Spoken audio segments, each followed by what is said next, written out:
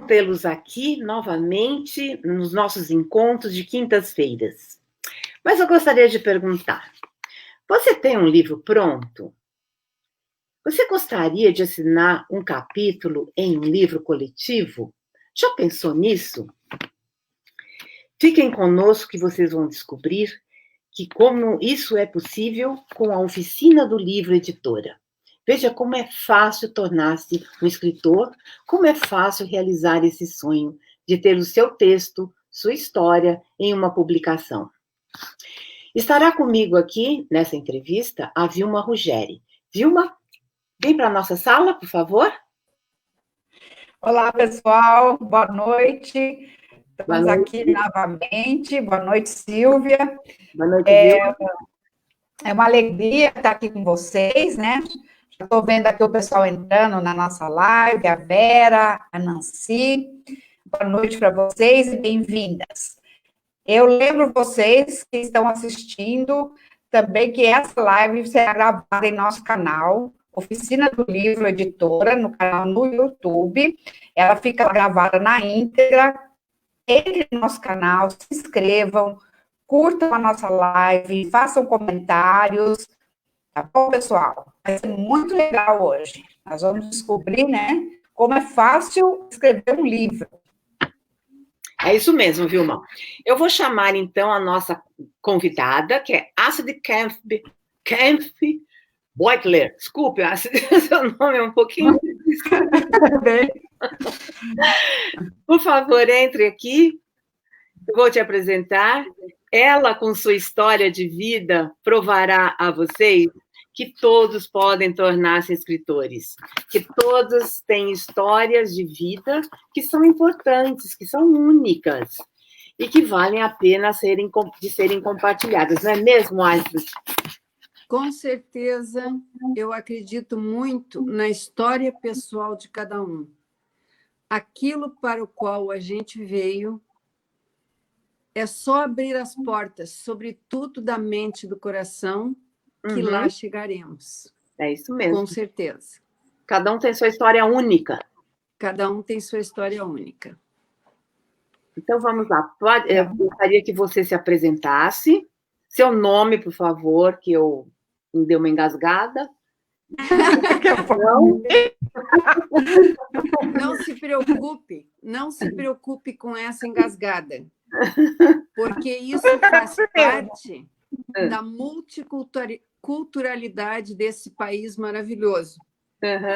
Quando eu entrei para fazer a minha carteira profissional na fila que o funcionário tinha me indicado, a outra pessoa que estava na fila olhou para mim e falou: a sua fila não é aqui. Eu falei: mas o funcionário me mandou para cá. Não, estrangeiro é lá. Eu falei: mas eu não sou estrangeira. Eu amo samba e feijão igual a você. Então, essa coisa do nome faz parte dessa multiculturalidade desse país maravilhoso, que eu amo muito, e que, enfim, eu me chamo Astrid Kempf-Beutler, e que é brasileirando, eu já falo Astrid Kempf-Beutler. Pronto, já fiquei mais brasileira.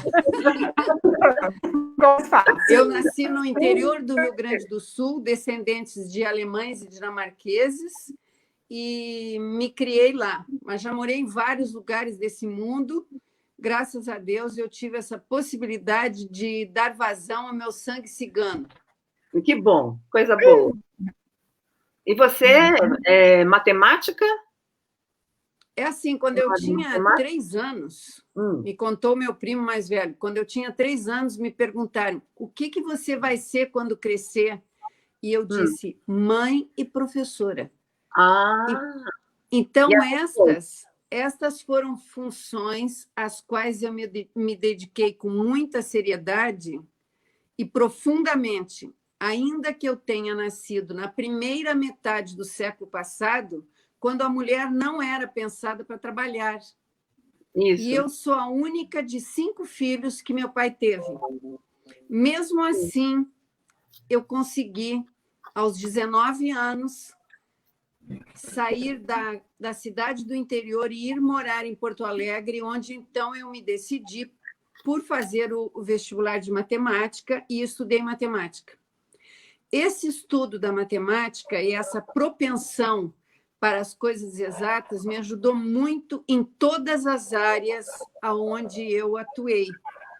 Porque depois eu também me dediquei muito ao estudo de línguas, porque eu fui morar na Alemanha como professora de matemática, e o alemão, muito semelhante ao latim, também tem os seus casos de declinação e necessita que se entenda a gramática e que se compreenda em que posição está a palavra para dar o final da palavra e o artigo correto segundo aquela posição. E alemão foi a primeira língua estrangeira a qual eu realmente me dediquei para compreender a matemática, para compreender a gramática. Certo. Depois disso, eu me dediquei ao inglês, ao italiano, ao francês e tive, graças a Deus, a oportunidade de estudar essas línguas nos seus lugares de origem. Fazer francês em Paris, fazer francês na Suíça, fazer inglês nos Estados Unidos, na Inglaterra, enfim. Tive essa possibilidade de ser cigana, andar para cima e para baixo e, ao mesmo tempo, aplicar o meu cérebro para raciocinar e pensar. Cigana em alto estilo, né?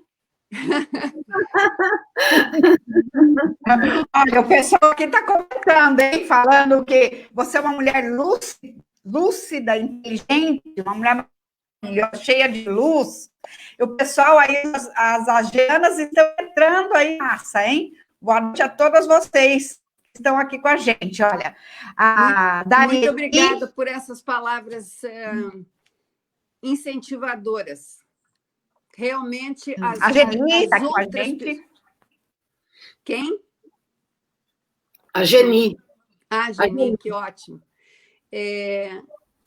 Realmente, o relacionamento com o outro, que é uma coisa absolutamente necessária para quem desempenha a profissão de professor, entender a alma do outro, pensar junto com o outro, respeitar o ritmo do outro, é uma coisa que, para mim, faz parte do meu dia a dia. Isso é um senão que sem ele eu não viveria. E então eu agradeço muito as palavras de incentivo que as pessoas escreveram, segundo eu ouvi da Vilma. Muito obrigada.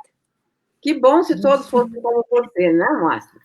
Tivesse esse respeito. O mundo seria outro. Quando você... Posso dizer uma coisa? Vamos lutar juntos, vamos lutar juntos e juntas para que nós possamos fazer, sobretudo do nosso país, um país de respeito, valores, verdades e um caminho para frente e para cima. Isso. Os que podem pensar menos do que nós, que são nossos irmãos de pátria, precisam disso. Exatamente. Com certeza. Com certeza. Muito bom. Posso dar boa noite aqui para mais o pessoal que está entrando? A Danieli, a Tereza Schneider, a Magali Pérez, a Val Buchan e a Teca. Boa noite a vocês todas, bem-vindas. A Nancy também já está aí, a Vera já falei, o pessoal está entrando, todo mundo elogiando a Astrid, hein? Muito obrigada, gente, muito obrigada. Astrid, conta para a gente como você começou a escrever.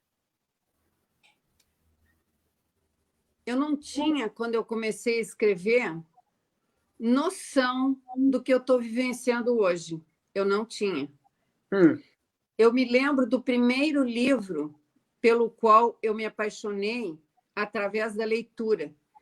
Era um livro infantil, eu me lembro da situação, eu na livraria comprando novamente aquele livro, levando para casa. Eu sou incapaz de dizer hoje que livro seria esse.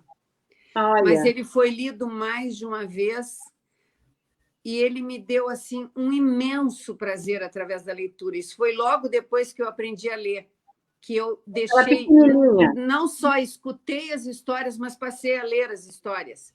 E era a história de uma menina que ela se descobre na mata e se relaciona com os animais. Aliás, eu tenho grande respeito pelo ser animal. Uhum. Ela se relaciona com os animais, ela aprende a viver ali, porque ela está perdida da família, e essa aventura toda me cativou sobremaneira. E a partir deste momento eu passei a frequentar a biblioteca da escola, eu gostava de ler, mas o escritor era uma coisa tão distante do meu mundo, era um nome impresso na capa de um livro. Isso era o escritor. Sim.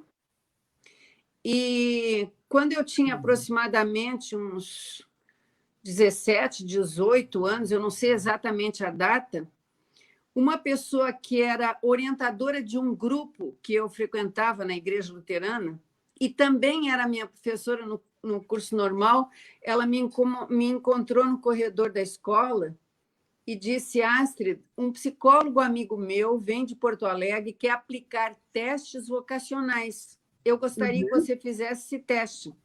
Sim. Você pode fazer? Eu falei: eu vou perguntar em casa, mas eu acho que eu posso fazer sim. E eu fiz esse teste e fiquei muito surpresa quando, no teste, disse que a minha vocação primeira era escritora. Olha! Nossa, escritora, como é isso? O que é isso? Isso é o nome impresso na capa do livro. Sim. Eu não sabia o que fazer com isso. Que lindo, não? E a vida seguiu em frente.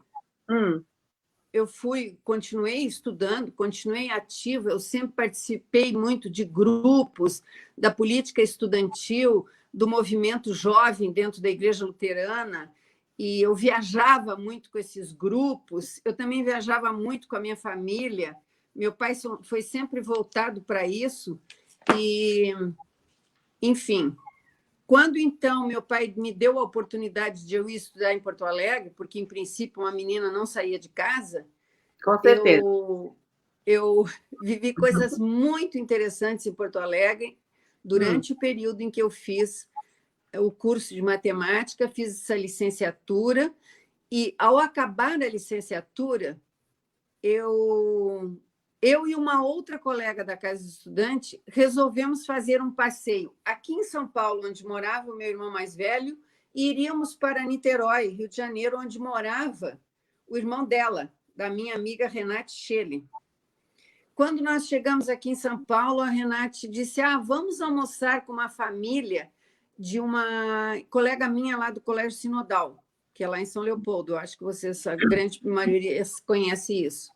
Nessa casa, esta mãe desta colega, da minha amiga, perguntou: você faz o quê? Eu falei: acabei de me formar em matemática. Você é professora? Eu falei: sou. Então, espera um pouquinho. Foi lá dentro fazer um telefonema. Quando ela voltou, ela disse: você tem uma entrevista amanhã com o Dr. Turelli. Eu falei: quem é o Dr. Turelli? O Dr. Turelli é o diretor do Porto Seguro. E aí aconteceu toda uma reviravolta naquele plano de viagem, porque eu fiz a entrevista com o Dr. Turelli, eu saí empregada daquela entrevista, eu fui convocada para trabalhar na pré-escola do Porto Seguro, porque eu tinha formação do curso normal, eu era professora da escola primária também. E eu achei aquilo muito interessante, tinha a ver com a minha cabeça. Eu peguei a minha mala e voltei para o Rio Grande do Sul. Quando meu pai me viu, que naquela época não tinha esse contato telefônico constante, essa facilidade, quando ele me viu, eu disse: mas você está fazendo o que aqui, guria? Eu falei: depois eu te conto, pai. Ele disse: já sei, arrumou um emprego em São Paulo. Falei: isso mesmo. Ele disse: te manda, guria. Que ótimo. Aí eu vim para São Paulo, trabalhei no Porto Seguro, depois eu fui para o Humboldt como professora de matemática. Eu amo os alunos que eu acompanhei da primeira série ginasial, que se chamava naquela época, até a quarta série ginasial, quando então eu recebi uma bolsa de estudos através do Colégio Humboldt, pelo Pädagogische Austauschdienst, e aí eu fui morar em Berlim. Isso foi muito, muito, muito interessante para mim. Eu fui professora de matemática em Berlim. Depois eu já saí dali, fui morar em Londres, fui estudar inglês e depois fui morar no Rio de Janeiro. E quando eu morei no Rio de Janeiro, eu tive o prazer de conhecer um gaúcho também com alma de cigano, que vive viajando, adora viajar, e com quem eu tenho 2 filhos. Ah, que lindo! Olha só! Maravilha, que espetáculo! Mas antes desse casamento, eu acho que é importante eu contar para vocês que uma das minhas ex-colegas da Casa Estudante em Porto Alegre, que fazia, enquanto eu fazia matemática, ela fazia educação física, ela morava no Rio de Janeiro e tinha se tornado uma aeromoça internacional da Varig. Sim. E ela disse para mim, Astrid, por que você não vai ser aeromoça? Que você vai ter a oportunidade de estar pelo mundo. Quando ela disse estar pelo mundo, eu falei, gente, eu acho que tem alguma coisa a ver comigo. Nessa época, eu já tinha 30 anos e a idade máxima para aceitação para esse trabalho era de 27. Mas eu fui lá, fiz uma entrevista com o diretor de serviço de bordo e fui aceita. Aí, durante 1 ano, eu voei nas rotas nacionais. E um dia eu tive um problema disciplinar com o chefe da equipe e houve uma espécie de júri com a diretoria da Varig. Ao cabo deste júri, um advogado, que era o chefe do serviço de schedule, de organização de voos, me chamou e disse, eu quero fazer uma reunião com você. Aí ele me perguntou, como que você aguenta aqui? Você tem muito mais vivência cultural do que a grande maioria aqui. Aí eu disse, eu leio um jornal todo dia, eu leio a melhor revista brasileira, eu escrevo contos, e eu estou fazendo a tradução de um livro, que eu traduzi um livro pedagógico do alemão para o português. Aí ele disse, você escreve? Eu falei, eu escrevo. Você podia trazer para eu ler? Porque eu sou diretor de um jornal em Niterói, o Liga. Ele se chamava Décio Mafra, Dr. Décio Mafra.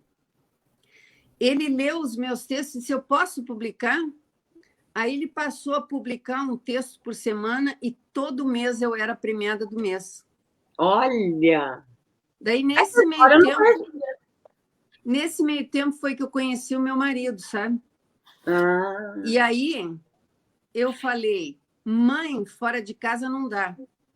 Eu queria ser mãe. Queria muito ser mãe. Eu vou ter que parar de voar. Aí eu tirei férias para pensar 1 mês. E quando eu liguei de volta, o doutor Décio disse, eu tenho uma novidade para você. Você foi transferida para a Internacional. E eu fiquei muda. Meu Deus! E agora? E ele disse assim, nossa, você não vibra? E eu quieta. Aí ele disse, eu tenho uma outra notícia para você. Você foi convidada para participar de uma antologia literária. Eu falei, nossa, oba! Aí, com isso você vibra. Já entendi, você vai sair da Varig. Eu falei, vou sair da Varig. Aí aquela antologia não saiu. Eu casei, eu tive filhos, eu fui lavar fraldas, eu esqueci de escrever. Eu não pensei mais que eu ia escrever. Eu fui professora, eu fui dona de casa, eu fui mãe, eu viajei, eu morei no Rio, eu morei em Panambi, eu morei em São Paulo, eu fui para Belo Horizonte, eu voltei para São Paulo, eu continuei dando aula no Porto Seguro, mas eu não pensei mais em escrever. Raramente eu escrevia algum texto que ficou guardado. E um dia, imaginem só, em 1919, eu hospedo aqui a minha grande amiga e um tanto parente, e ela vê um texto meu deitado sobre a escrivaninha. E ela fala, quem escreveu isso aqui? Eu falei, fui eu. Ela disse, mas então tu tem que ir para a GEB.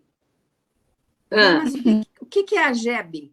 É a Associação de Jornalistas e Escritoras do Brasil. Eu falei, mas eu não conheço isso. Não, mas eu vou te apresentar lá em Porto Alegre. Isso era o ano de 2017, quando eu, então, voltei a publicar nas antologias da GEB, de poemas à flor da pele, e várias, o Sem Fronteiras, e na GEB do Rio de Janeiro, e na GEB do Distrito Federal, e na GEB do Amazonas, e passei a publicar. Até que eu conheci a Sílvia, até que eu conheci a Oficina do Livro, Uhum. Eu falei, elas estão tão perto de mim, eu vou ver se eu crio coragem. E aí, gente, eu fui tão bem acolhida, tão bem aceita, que eu resolvi unir a minha percepção de que a GEB é um instrumento para o desenvolvimento e para a voz da mulher. Eu uni isso ao carinho, à acolhida da oficina do livro, e adivinhem, eu estou tendo a coragem de fazer os meus primeiros 2 livros individuais. E eu estou muito realizada, assim, contente, feliz por isso. Não foi só um livro, ela está lançando 2 livros. Estão no prelo, estão embrionários. E vão ficar lindos, gente. E estão muito, muito interessantes. A alma da Astrid está lá. Aguardem. Astrid, posso contar um pouquinho, uma coisa aqui ainda?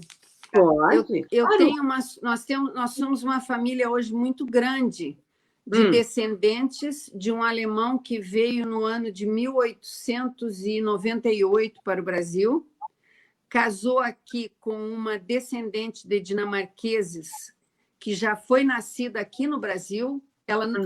Eles não vieram em levas de imigrantes, eles vieram isoladamente. Ele veio porque, como marinheiro, ele conheceu aqui a costa do Brasil e ele ficou apaixonado pela nossa natureza, e por isso ele veio morar aqui. E depois de já estar morando aqui, lá no interior do Rio Grande, ele, em Porto Alegre, conheceu essa chapeleira. Ela fazia chapéus para mulheres. Olha, e eles casaram e tiveram 8 filhos. E eu sou descendente deles. E a minha sobrinha falou para mim, Tata, eles me chamam todos de Tata, Tata, você tem que escrever a história da família, porque você é a que mais conhece o que aconteceu, porque eu fui lá no castelo onde o meu avô nasceu, lá na Alemanha, e foi muito interessante, muito interessante conhecer aquilo, conhecer aquela gente, como eles foram receptivos pelo simples fato de que eu tinha este sobrenome Kempf, que eu achei que não significava nada. O castelo estava fechado no dia que eu cheguei lá. E eu fiquei triste que eu não podia fazer uma visita turística dentro daquele castelo. Aí eu ia descendo uma ruela perto do castelo e tinha umas mulheres, pareciam as mulheres brasileiras, conversando assim no portão de uma casa. Eu cheguei para elas e falei assim, em alemão, naturalmente, eu estou tão triste porque o castelo está fechado, eu queria tanto entrar e visitar. Eu sou uma Kempf, eu vim do Brasil. Elas olharam para mim assim, você é uma Kempf? Mas então nós temos que chamar a Mônica Badok. Eu falei, mas quem é a Mônica Badok? É a historiadora que escreve tudo sobre esse castelo. Olha! Aí ela veio, eu a conheci e fizemos uma amizade de vários anos até que ela voou para um outro universo e eu não a tenho mais. Mas ela foi esplêndida, foi muito interessante conhecer a parte da história que ela conhece tudo. Então, ainda tem muito para escrever, viu, Silvia? Eu preciso escrever isso tudo. Nossa, mas é tão importante a gente escrever a história dos nossos antepassados, porque muitos e muitos de nós somos descendentes de estrangeiros. E a história se perde. É muito chato isso. Olha, aqui... 93 anos. E ele não quer falar sobre os antepassados, não quer contar a história dele. É muito chato isso. Não, porque aqui assim... está tentando, Astrid, o J. João falando, vovó Tatá, nossa Astrid, cheia de histórias da família. Esse João é meu filho. Que bonitinho. É meu filho. Sua mãe é linda demais. Parabéns. Oi. Deixa eu te perguntar. Você teve algum livro na sua adolescência ou na mocidade que inspirou você? Um autor que te inspirou? Olha, que você gostava muito? O Guimarães Rosa foi muito importante para mim. Ele foi importante não só pelas coisas que ele pensava, pelo tanto que ele adentrou o pensamento da população brasileira, mas pela maneira como ele usou as palavras. E eu acho grandioso que ele tenha sido traduzido para o alemão, porque deve ter sido extremamente trabalhoso. Esse tradutor dele, do Guimarães Rosa, para o alemão, veio várias vezes ao Brasil fazer contato diretamente com o Guimarães Rosa por causa dessa linguagem nova que o Guimarães Rosa usou. Então, ele foi muito importante para mim. Érico Veríssimo foi muito importante para mim também. E o Garcia Marques e os 100 Anos de Solidão também foram extremamente importantes. No caso do Garcia Marques, por causa das figuras literárias, por causa da visão social que ele teve dentro, sobretudo, dos 100 Anos de Solidão. Foram livros extremamente importantes para mim. Então, eu li, sim, livros traduzidos, eu li muito Hermann Hesse, mas esses autores, o Garcia Marques, que dentro da América Latina, dentro das nossas diversidades religiosas, de crenças e de raça, foi muito importante. E o Guimarães Rosa, muito, muito importante, e o Érico Veríssimo também. Então, assim, eu citaria estes. Muito bom. Você está escrevendo seus livros, não é? Você se contém para não se expor ou você deixa fluir a sua história tranquilamente? Eu diria tranquilamente, sim. Tranquilamente, sim. Só que eu não sou assim uma personalidade de muito oba-oba e de exageros. Eu acredito que, assim como eu sou no meu comportamento diário, que é comedido, eu sou também assim na escrita, sem grandes temores. E nem não faço muitas modificações nos textos, não. Eu vou criando o texto e depois eu leio e releio para a correção do texto propriamente dito. Certo. E eu tenho um parceiro que domina a língua portuguesa. Ele é a primeira pessoa que lê qualquer texto que eu escrevo, que é o meu marido. Felizmente, isso é uma coisa especial e muito boa. E nós estamos hoje os dois aposentados, portanto, muito juntos aqui dentro de casa. Sim. E a gente é muito parceiro assim, nessas coisas. Isso é uma coisa muito boa. Mas, assim, dizer que eu me contenho, que eu não... Não, eu não tenho essa noção. E eu escrevo sobre coisas que envolvem muito o eu no social. Certo.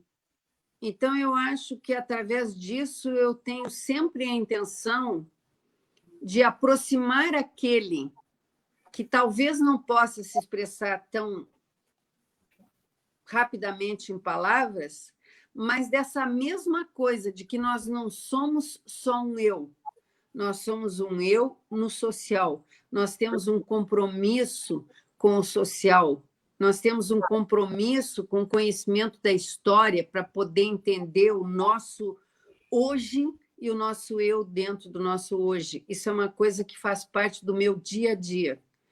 Eu penso muito sobre isso. Todas as pessoas informadas têm um compromisso com a sociedade, com a formação do todo que somos. E gostaria de acrescentar aqui a riqueza brasileira das diferentes influências culturais. Por exemplo, os dialetos alemães que se criaram aqui no Brasil, que eu acredito são incompreensíveis para os alemães hoje, na própria Alemanha. A língua italiana que se criou no sul do Brasil e que tem gramática e que se chama talian. Talian é o italiano dos descendentes, é o dialeto italiano que se criou no sul do Brasil. As influências das línguas indígenas. Sim. As diferenças na musicalidade que nós temos diante desse vasto país. Eu acho que isso tudo é muito, muito rico para qualquer um que pensa um pouco sobre isso, que pensa um pouco sobre o outro. Nossa, é muito. Nosso país é imenso, continental. A diferença entre norte e sul é gritante, né? No sotaque, nos costumes, em tudo, né? Clima, tudo, em tudo. Tudo. Praticamente são dois países totalmente opostos, né? É impressionante, é lindo demais. Um país muito rico. A gente tem que valorizar, cultivar a cultura, promover a cultura. Não podemos ficar de braços cruzados esperando que o governo faça alguma coisa. Que, infelizmente, é triste. Não. Cada um tem que fazer um pouquinho, não é? Temos que incentivar os jovens a ler mais, a lerem mais, a escreverem, desde crianças, né? Eu incentivo bastante, meus netos leem bastante, e já os mais velhos já escrevem. Tem que incentivar e dar todo o apoio para isso, com certeza, né? E assim, tudo que nós fizermos, cada pequeno gesto que nós fizermos em função do bom caráter e de acabar com os desvios que nós temos aqui no país, é bom que estejamos fazendo tudo que nós possamos fazer. Não adianta só criticar.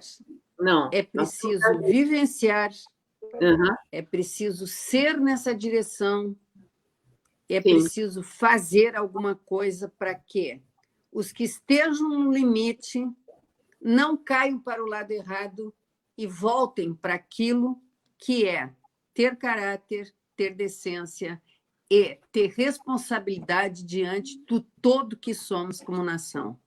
Com certeza. É uma pena que a televisão também não ajuda, né? Podiam passar, em vez dessas novelas ridículas, que só promovem guerras e vinganças, podiam passar a história dos livros, dos grandes autores brasileiros.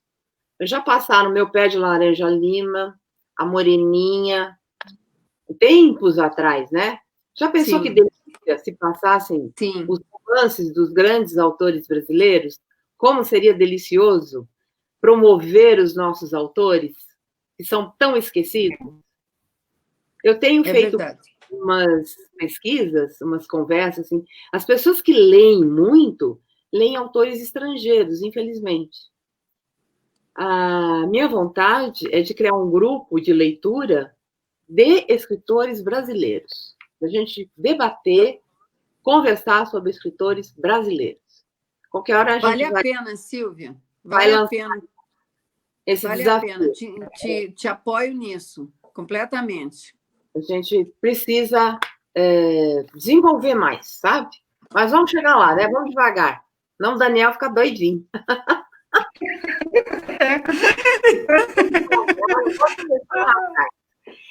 Sim. Como é que você escolhe um título? Você primeiro escreve e depois o título surge, ou você primeiro precisa do título para depois fazer o texto? Quando eu começo a pensar no assunto, o título já está presente. Ah, sim. O título tem muito a ver com o conteúdo. Então, assim, num primeiro momento, é o conteúdo que me chama. Tá. Vai escrever. Aí é sobre o quê? Aquele conteúdo é sobre alguma coisa. Então, esse sobre já é o título. Certo.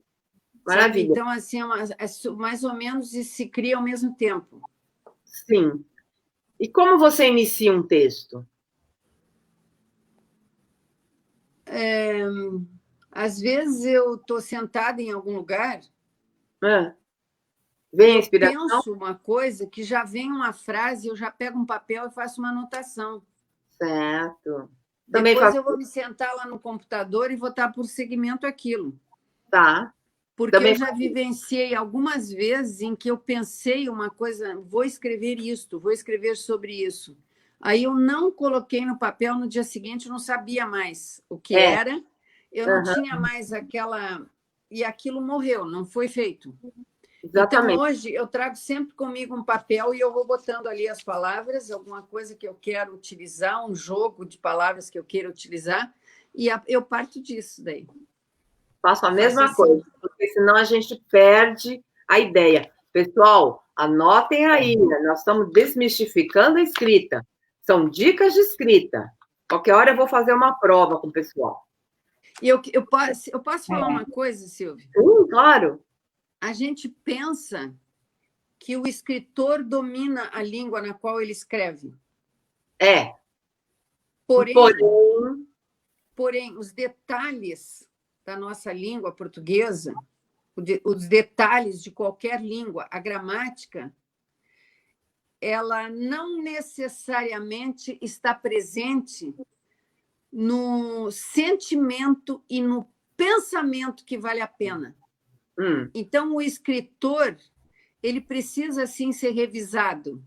Precisa. Ou ele deve contar com a revisão, que é a purificação da linguagem usada. Mas o pensamento é dele.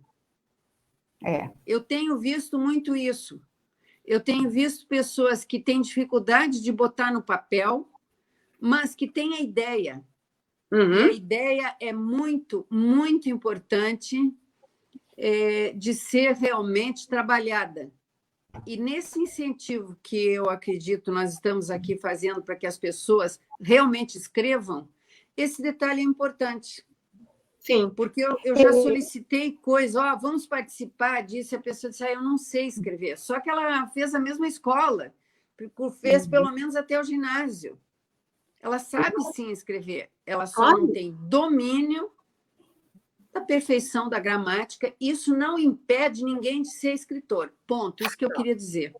E aproveitando, para completar, é justamente isso. Às vezes muitas pessoas ficam muito preocupadas, a gramática, porque a gramática é complicada, né? E na hora de você escrever, você não deve se preocupar com gramática, porque senão você vai ficar preocupado com uma coisa que acaba cortando as ideias, né?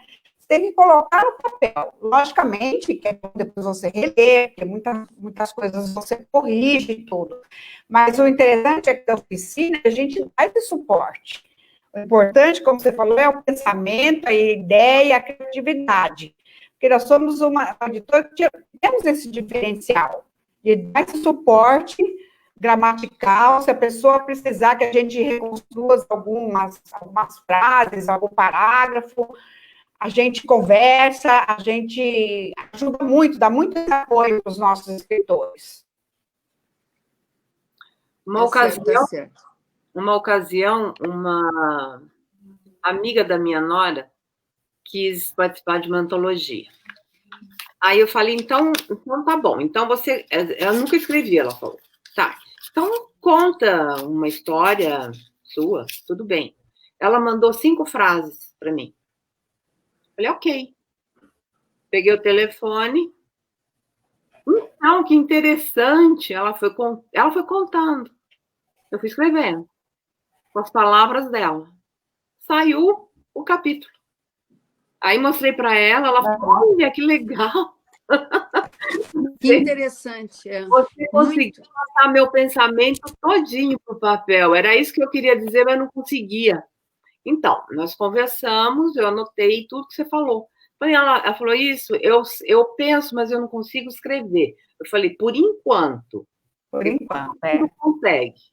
É só um treino, tudo a gente precisa treinar. A gente precisa treinar a andar de bicicleta, a gente precisa treinar a nadar, a gente precisa treinar a cantar, a tocar um instrumento. Quando nasce, quando tem que treinar a engatinhar, a andar, a falar. A vida é cheia de treinos. Nós temos que treinar a escrever também. Mas uns são mais rápidos, outros um pouquinho mais lentos, mas todos têm a capacidade de escrever. E vou dizer, quando começa, vicia e não para nunca mais. Não para mais. E o mais importante, todos têm histórias para contar. Nossa, e conta. Tudo é motivo para uma história, gente. O pessoal em casa fala... Quando começa a contar um negócio, eu fico prestando atenção, eles falam, já vai virar um conto. A conversa vai virar um conto. Mas pode ter certeza. É verdade. A gente vai registrando, e tudo é motivo para uma história, para um poema, para uma história engraçada. Então, vamos lá. Queria dar mais boas-vindas para mais um pessoal aqui que entrou. A Maria Clélia, a Doroti, a Heloísa Helena, também estão aí. Bem-vindas e boa noite para vocês. Todos falando, elogiando. A Geni fala que foi você que levou ela para a GEB. A Doroti diz que você é sinônimo de competência. E a Tereza mencionou naquele colégio Humboldt.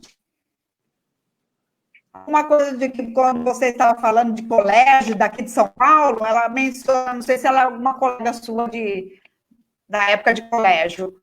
Como é o nome dela? É a Tereza Schneider. Ah, tá. Conheço muito bem a Tereza Schneider. Sim. E conheço todas essas pessoas aí que você está falando e estou muito feliz que elas estão aqui conosco e podem, eventualmente, participar e se expressar. E eu agradeço muito, muito a Sílvia este convite e a possibilidade que a gente tem de fazer essa reunião tão abrangente com tantas pessoas. Gostoso, tem gente, né? Aí do Rio Grande do Sul, que você está falando. Tem gente do interior de São Paulo. Bem-vindos. Tem gente de Minas Gerais que estão presentes aí na nossa reunião. Então, a Tereza pergunta se essa live vai ficar gravada. Sim, Tereza, vai ficar gravada no YouTube, no canal Oficina do Livro Editora.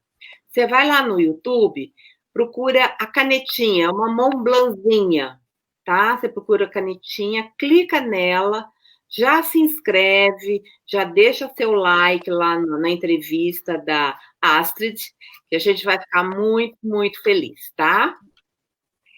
Voltando ao nosso papo, quando você chega à conclusão de que seu texto está prontinho?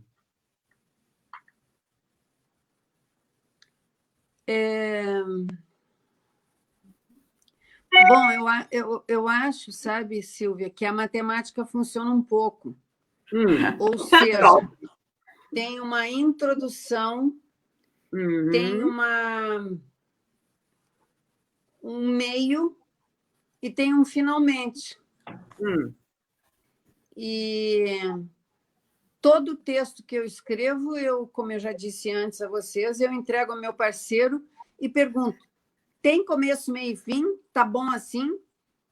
E às vezes ele dá um palpite, eu modifico alguma pequena coisa, mas em princípio eu tenho sido feliz neste finalmente dos meus textos. Ou seja, eu consigo fazer isso com começo, meio e fim. E eu sinto, eu procuro aquilo que dá um desfecho no meu texto. Sim, eu procuro isso. Para dar um significado e para dar interesse para aquele que está lendo o texto. Passar uma mensagem, né? Que dá uma mensagem, o que, se for mesmo uma história, um conto, que aquele conto encerre de uma forma que se justifique. Sim, eu penso nisso. Sim, maravilha. Agora eu gostaria que você contasse para a gente como foi que você... o seu encontro com a GEB, como é que aconteceu? Então, meu encontro com a GEB, o começo eu contei para vocês, eu hospedei aqui a Ieda Raduntz, minha colega, minha amiga desde a infância, e ela achou um texto meu que eu não sei como, nem me lembro por que estava deitado sobre a nossa escrivaninha aqui. E ela perguntou que texto é esse. E falou, isso aqui está muito bom, quem escreveu foi você, então você tem que ir para a GEB. Com isso, eu fiz um contato com o pessoal da GEB lá do Rio Grande do Sul, mandei textos, acho que 4 textos aquele ano, que foram publicados na antologia Palavras, e fiquei muito satisfeita quando, na Feira do Livro, eu fui para o lançamento dessa antologia. Sim.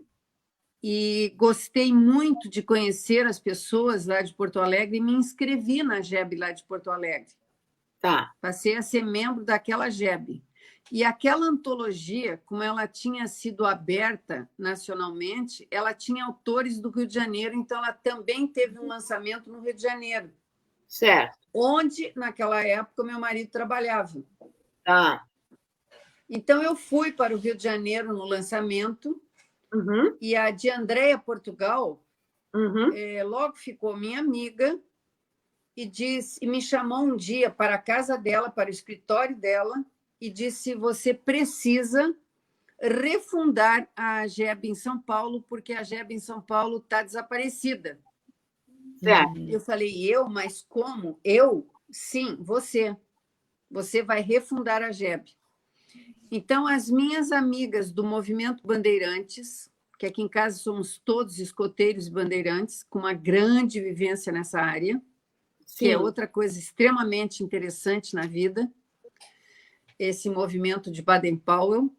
As minhas amigas bandeirantes começaram a participar, a Miriam Gutierrez, a Elizabeth Paladino, sobretudo, a Marina Löben, outras pessoas nós começamos a fazer reuniões num local assim que era muito agradável de estarmos lá. Mas todas elas diziam: olha, mas eu não tenho esse costume de escrever. Eu escrevi a minha tese da universidade, eu escrevo sobre assuntos da minha profissão, mas eu não sou uma escritora. E aí, um dia, eu abri o Facebook e dei de cara com o nome da Geni, Souto Maior. Quando eu enxerguei a Geni, que fazia uns 20 anos que eu não via pessoalmente, eu falei: gente, a Geni é a pessoa que eu estou procurando. E eu sou muito grata que a Geni aceitou participar, tornou-se a presidente da GEB, da qual eu sou aqui em São Paulo a primeira vice-presidente, e nós temos trabalhado muito bem juntas, nós nos entendemos muito bem. A segunda vice-presidente é a Dorothy. Sim. E, enfim, temos uma bela diretoria. E a Dilma é nossa secretária. E temos gente maravilhosa. Hoje nós temos umas 30 mulheres que participam da GEB aqui em São Paulo. São escritoras, são jornalistas, têm livros, tem gente assim que eu amei conhecer e que me enriqueceram e que me alimentaram na coragem de ter o direito de pensar: gente, eu vou fazer isso sim, eu vou escrever, eu vou ter coragem de continuar publicando. Então, hoje, isso se tornou um dos meus prazeres. Eu tenho muitos, eu adoro inventar pratos na cozinha. Olha. Criar coisas relacionadas com alimentação. Sim. Adoro fazer isso. E eu aprendi também a pegar agulha de crochê antes de aprender a pegar o lápis. Olha! Quantos talentos! Então, hoje, eu sento na frente da televisão, eu olho para a televisão, mas a mão vai fazendo os quadradinhos do amor. E eu estou com a Cristiane Viviane, na Mature Quality, produzindo mantas para os asilos. Olha, que também é uma coisa que me acalma, que ameniza a minha quarentena, porque eu não fico nunca, nem um dia, gente, sem ter o que fazer. Eu não fico nem um dia sem ter o que fazer. Eu também não. Eu sempre me programo para produzir alguma coisa, a um ato de caridade, a uma oração, a um bem para mim mesma, algum enriquecimento. Alguma coisa sempre tem que estar fluindo. A gente se programa e dá certo. Todas as pessoas que tiveram vidas ricas em experiências, em vivências, em aprendizagem, como nós temos um compromisso com o outro. Sim. Ponto. O outro. é um pouco da presença de Deus em nós. Sim, é muito bom isso. Muito bom. Enriquecedor. É muito, muito enriquecedor você pegar o telefone, falar com aquela pessoa que está sozinha, aquela pessoa que está doente, aquela pessoa que precisa de alguém que a ouça. E isso traz um conforto muito maior para nós mesmos, não é? É porque muitas pessoas, né, nessa época de quarentena, porque sai daquela rotina costumeira e a pessoa fica meio perdida, sem saber o que fazer. Mas é só parar, pensar e construir dentro desse cenário, né, que a gente está vivendo, uma nova rotina, né, que tem muita coisa mesmo para a gente fazer. Mas, sem dúvida, para a grande maioria das famílias, os problemas adicionais são muito grandes. Uhum. Sobre isso, teremos sempre assunto. O que é o hoje? Por exemplo, eu vivo muito essa coisa do ontem invadir o meu hoje. O que é isso? São as saudades, são as lembranças, são as pessoas que já não estão nestes lugares que nós conhecemos aqui, mas que estão presentes aqui, Sim. E na escrita que a gente cria. Aquelas pessoas estão presentes. Sim. Isso eu acho uma coisa rica. Mas muitas famílias que não estavam acostumadas a uma rotina dentro do mesmo ambiente vivem, sem dúvida, situações constrangedoras, preocupantes, difíceis. Sim. A televisão tem dito que o percentual de divórcios aumentou muito. Perfeitamente compreensível. Sim, é perfeitamente compreensível.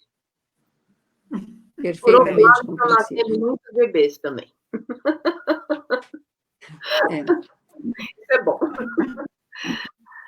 Suzy, eu gostaria que você... Nosso tempo está chegando ao fim, infelizmente, o papo está tão gostoso, nós teríamos muito mais que conversar. Mas vamos respeitar o horário, eu gostaria que você encerrasse com chave de ouro. Deixa eu só, antes de encerrar, deixa eu só colocar aqui que a Luciene, lá de Pelotas, falou que está assistindo e curtindo muito a mãe Ieda.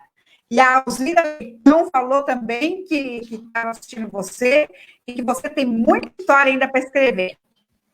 Desculpa interromper, mas eu queria falar isso antes de terminar. Olha, essa mãe Ieda é a Ieda Radins, que veio aqui, pegou meu texto em cima da escrivaninha e disse quem fez isso. Essa é a Ieda Radins, que está lá em Pelotas. Olha que legal, tá vendo? Ela me... Como é que eu vou te dizer? Ela abriu a torneira de uma produtividade que estava fechadinha. E ela foi o primeiro incentivo para que eu deixasse a coisa vir à tona. Que bom, olha só que você provocou. Né? Muito legal, muito obrigada, Vilma, que você colocou algumas coisas das pessoas que se pronunciaram aí. Aliás, eu te pergunto, eu vou ter acesso a isso ou isso vai desaparecer? Não, está no canal do YouTube. O que as pessoas escreveram, a participação das pessoas também? Sim, vai ficar no Facebook. No Facebook. E no canal do YouTube, Oficina do Livro Editora. Os comentários ficam embaixo da live no YouTube. Obrigado por mais isso. Vai ficar eternizado. Mais isso. Vocês são ótimos. Tá? Não vai nada, será perdido. Não podemos deixar se perder. Algum outro recadinho, Vilma, será? Todo mundo elogiou, todo mundo gostou muito, foi muito... assim, aqui o comentário é que vão ter muitos livros ainda, porque você tem muita história para contar, muita bagagem, e que as pessoas acreditam que esses são os 2 primeiros de uma série aí. Sim, com certeza será. Que Deus esteja presente e realmente me permita isso, porque eu me sentiria muito realizada. Muito realizada. A Dilma está dizendo aqui que a Ieda descobriu um tesouro valiosíssimo. Ai, que lindo, ai, que lindo. Eu concordo. É uma delícia conversar com a Astrid. Eu lembro que a primeira vez que eu participei de uma reunião da AGEB, eu cheguei um pouco antes, e eu encontrei a Astrid. Nós ficamos amiga de infância no primeiro dia, né, Astrid? É isso aí. Ela é muito receptiva, muito acolhedora. Muito gostoso. Então, vamos encerrar com chave de ouro com um texto seu, que é o título do seu livro, A Vida Vem. Por favor. Sim, o meu livro, que é o início da minha autobiografia, e que a editora Oficina do Livro está fazendo, se chamará A Vida Vem. Uhum. E isso partiu deste texto, que foi um dos criados e publicados em 2017 no livro Palavras. Tá. Ó. Bonito. Eu não sei como botar assim, para realçar aqui. Tá. Então, eu vou ler, com licença. A vida vem. A vida vem e é única. Você não vive a do outro e nem ele a sua. São luzes, são esquinas, são escolhas que vão definindo. Ninguém sabe, nem você, o porquê disto ou daquilo. Mas as escolhas vão fazendo um desenho, o seu, o que define você. E é no dia a dia e é sempre, toda hora. Podemos estar de mãos dadas com alguém na vida, mas cada um tem o seu desenho. Que bem faz entender e respeitar esta regrinha. Cada um na sua, cada um com o seu desenho. Tem vezes que queremos dar a mão para alguém e um vento forte, imperceptível, determina o que não sabemos e as mãos, mesmo que se encontrem, não permanecem naquele gesto e vão para lados diferentes, cada um com sua história. Felizes os que têm a garra de construir e que vão fazendo caminhos para frente e para cima no seu desenho. Caminhos para frente e para cima. Essa opção é um direito que temos. Sempre podemos estancar, regredir ou ir para frente e para cima. Escolher. Escolher, escolher. As escolhas trazemos na alma, no coração. Escolha de para frente e para cima. Está no espírito. Tem aquele que estanca, fala que não dá. E tem outro que fala, é daqui para frente e sai construindo sempre, crescendo sempre. Um dia a gente vê que escreveu uma história, foi personagem, a nossa história. E se conseguirmos ficar felizes com o mais simples de tudo, é porque foi para frente e para cima e valeu a pena. O prêmio do fim todos teremos, mas poucos seremos capazes de classificá-lo de prêmio. Prêmio, paz, pessoas. E não é a língua do P, é filosofia de vida e morte. É a nossa história com ponto final. E um resto de nós é lembrança em outros, se um pouco de nós valeu a pena. Todos querem valer a pena, todos. A vida vem e vai, a vida vem e vai e vai. Que lindo! Obrigada. Maravilhoso. Muito bom. Obrigada, queridos. Obrigada por isso, obrigada por podermos continuar fazendo coisas dentro daquilo que nós cremos. E é para frente e é para cima. É isso mesmo. Depois que você publicar, você vai voltar para contar sua experiência com os seus 2 filhotes na mão. Tá bom? Tá bom.